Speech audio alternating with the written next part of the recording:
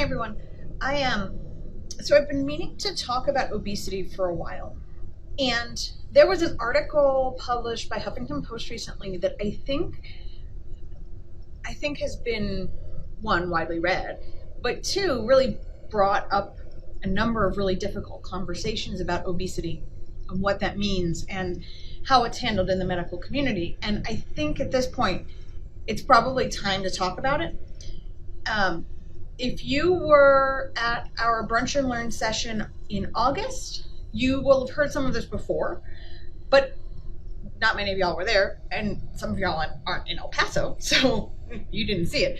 So I want to kind of go back over some things about obesity that I think need to be addressed by a physician. You're getting Dr. Zait's opinion.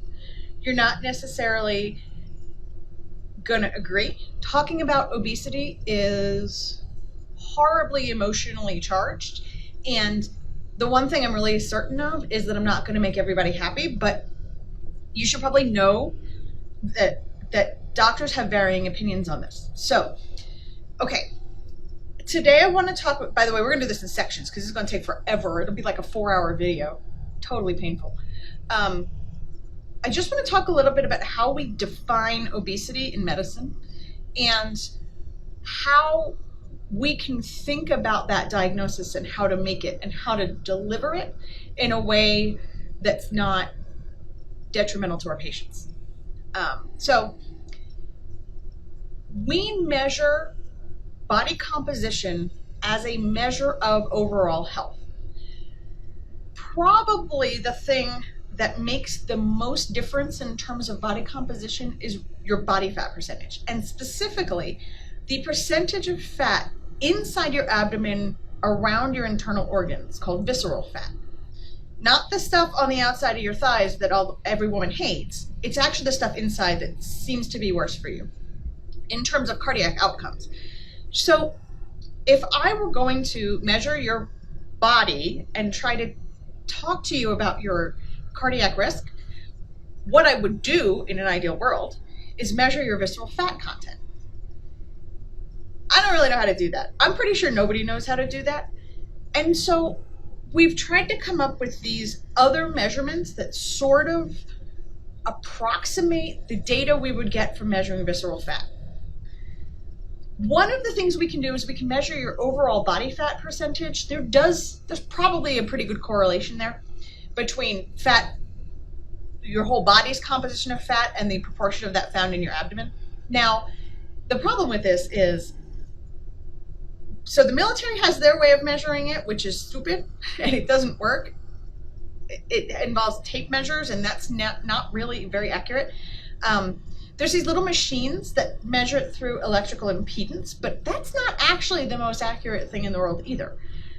And then there's a machine that you can actually get into, and it measures your whole body composition, which is really cool, really big, and really freaking expensive. And so no primary care office has this equipment. So now, right, visceral fat was the target, body fat is the proxy for that.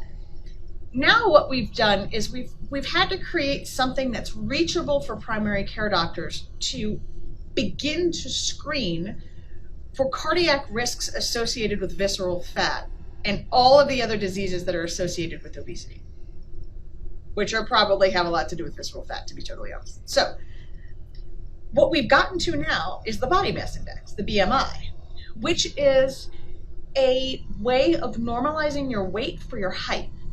Because I'm 5'1", I've got a good friend who's 6 feet tall. She and I should not weigh the same. She's got a whole extra foot of person to account for. She and I shouldn't have the same weight. So BMI is our way of normalizing that. And somebody established cutoffs of what is normal weight, overweight, and obese. Now, I don't know enough about how that determination was made that we set this 18 to 25 range for adults as being normal. I'm not totally convinced it was done the way I would have done it. What I would have done is look at where your risk for cardiovascular problems and other issues goes up and make that the defining point, because that's where people start to get sick. But I will confess to ignorance on exactly how that was done, but it kind of just is what it is. A BMI over 25 for an adult is overweight. A BMI for over 30 is considered obese. For adults, in children, we use percentiles. So just like we can tell you your child's weight percentile and height percentile, we can tell you your child's BMI percentile as well. And generally, we talk about 85 as overweight and 95th percentile as obese. And then there's that whole other thing, like below the 3rd percentile is failure to thrive, but we can talk about that another day. The reason we use percentiles in kids is that children's body parts grow at different rates. And so generally, children will go through a period of linear growth. They'll get taller, and then they'll fill out. And the BMI curve kind of accounts for that and normalizes it for age, because a 7-year-old should not be built like a 12-year-old. There's differences there. And so we want to make sure we capture that, and we don't throw every kid into one bucket and say, you got to be within these numbers. The percentiles for children are based on measurements that were taken of real children over time. This is kind of how kids distributed, and then we work from there. These have not been adjusted though so the CDC curve has not been adjusted for the increase in obesity. So you may be over the 95th percentile, but more and more kids are over the 95th percentile, because these are like scales from the 70s and 80s, I think. Just know that it's not been adjusted for the way the population has changed. We've kept kind of this idealized version, which is most helpful for me as a pediatrician. I don't know. It depends on your opinion of that. So, but if you're following me here, now this is where we've gone. Visceral fat, body fat, to weight, to measuring the pull of gravity on your body, and trying to equate that 2 steps out to something else that actually does seem to impact your health. This is fraught with danger.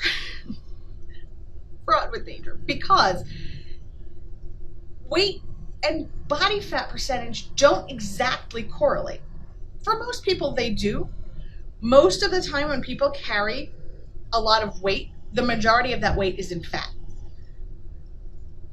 But that's not everybody. And so we run into these problems, and you'll hear people talk about BMI being terribly inaccurate. What they're saying is that BMI does not capture the percentage of your weight which is body fat. So if I weighed 150 pounds, which would put me in the overweight category, by the way. If I weighed 150 pounds, but I was 10% body fat, that would be very different from being 150 pounds and 40% body fat. But my BMI is the same. And so BMI is not really capturing that difference.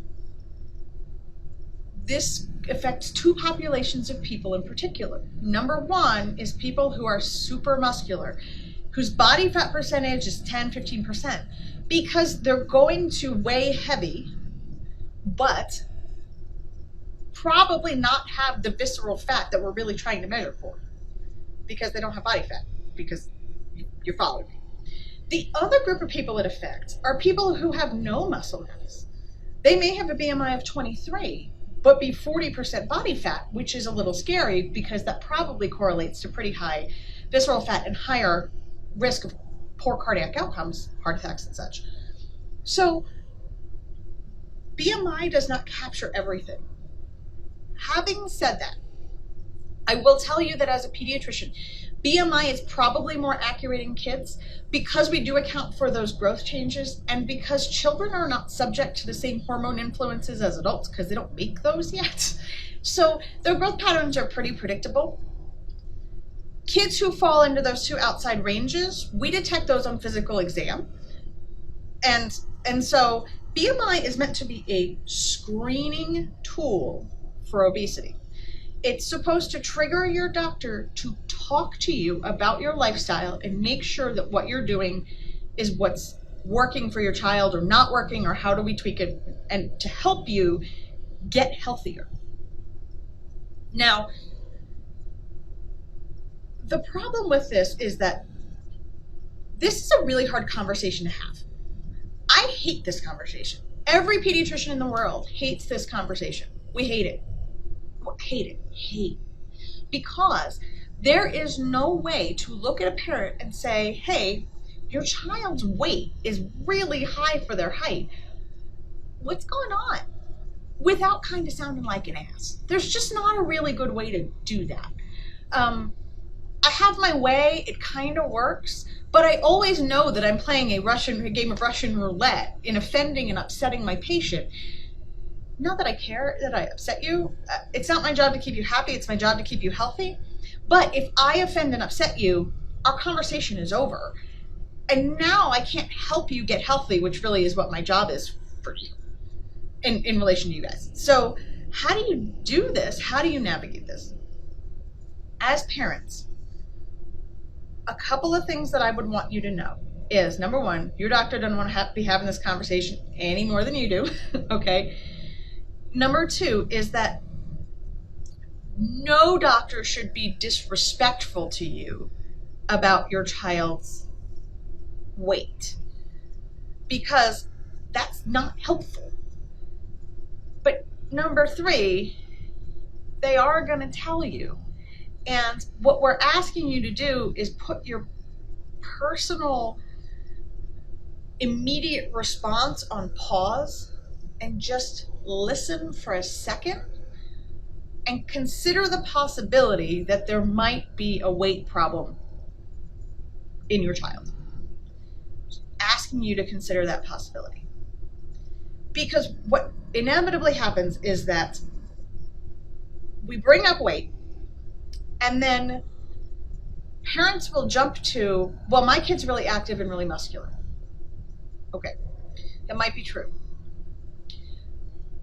Adults do the same thing, by the way. Well, it's just muscle mass. Okay, y'all, tough love. I'm sorry. I'm gonna be the jerk who says it to you. If you are one of those people who is obese because of your muscle mass, I know what your lifestyle is, because building muscle is freaking hard work. It's hard. You work at it. It does not just happen by nature. You are at the gym busting your ass. You are eating right. You are doing things to specifically build muscle. If that's not your lifestyle, chances are you are not one of the people being misclassified in BMI terms. I know people who are in this category. I know how hard they work. If you aren't actively trying to build muscle and your BMI labels you as overweight, or more importantly, obese, dude, you're obese. I'm sorry, you're obese. I can't change the diagnostic criteria. You are. Now, whether you choose to change that status or live with that status or optimize that status is up to you, and that's what you and your doctor can talk about. But it is what it is. Now, I've said that, so I pissed off about half of you. Let me piss off the other half, okay? I am talking about obesity as a disease process, because when we think about it as a disease process, it's a lot easier to figure out how to treat it. Obesity is not a moral failing. It is a health status. It's not a moral failing. So when I'm telling you, hey, listen, your kid's obese, by the way, I won't say it that way, I'll be slightly more tactful. I'm not telling you you're a bad parent. I'm not telling you that you're not doing a good job. I'm telling you that your child has a specific health status that you and I need to talk about. Just like if I told you that your child had diabetes or asthma or anything else. We got to deal with what we have in front of us, and we can't pretend it doesn't exist. But I'm not telling you you're a bad parent, because this is hard. If this were easy, obesity wouldn't be a problem in our children. This is hard. So one of the things that happens is that somehow in the conversation between doctors and parents, we start talking about obesity as if it is a product of bad parenting.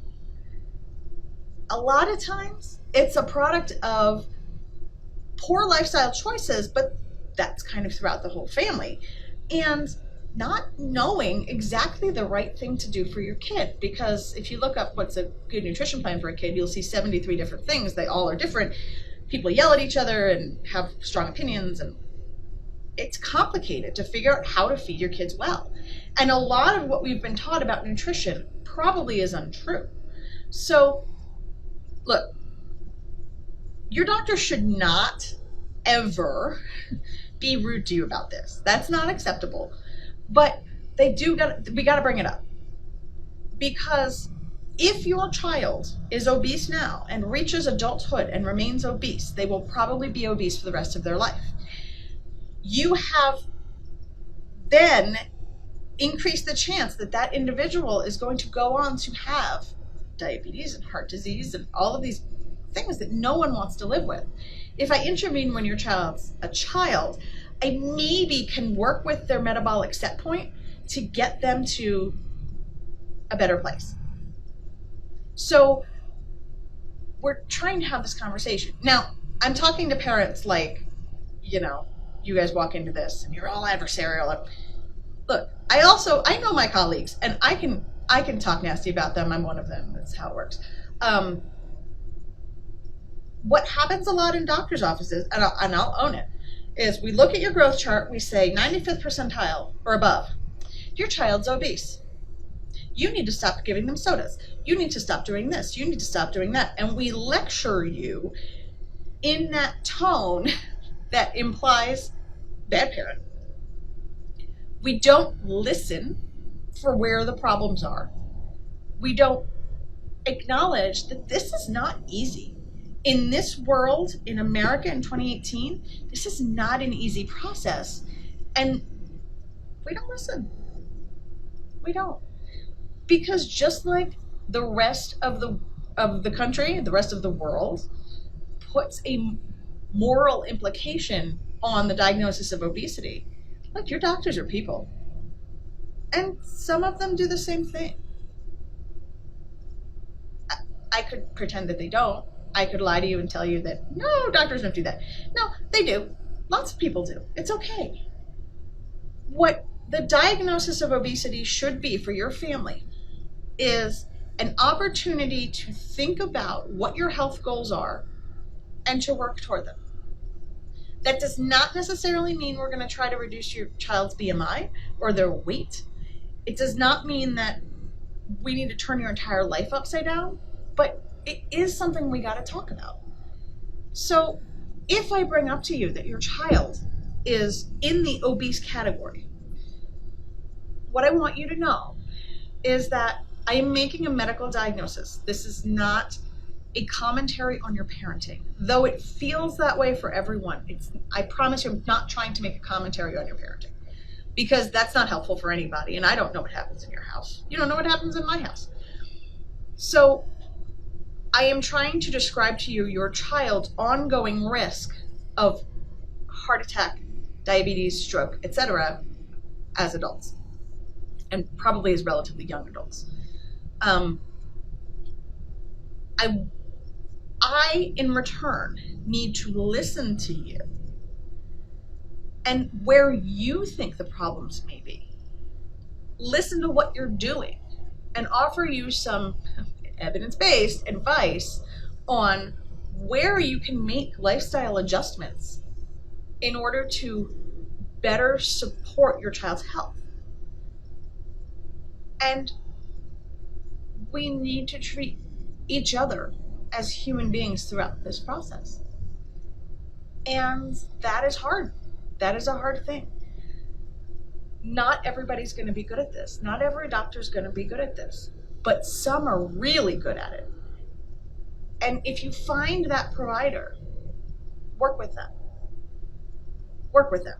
Because all we want is to make your kid healthier. All we want is to make you healthier. If you have questions about how we diagnose obesity, let me know. Next video, I will talk a little bit about why. So I said obesity is not a moral failing. I will talk to you a little bit about why I think Americans are obese and how we've created this situation, and some clues on how we might be able to dig ourselves out of it.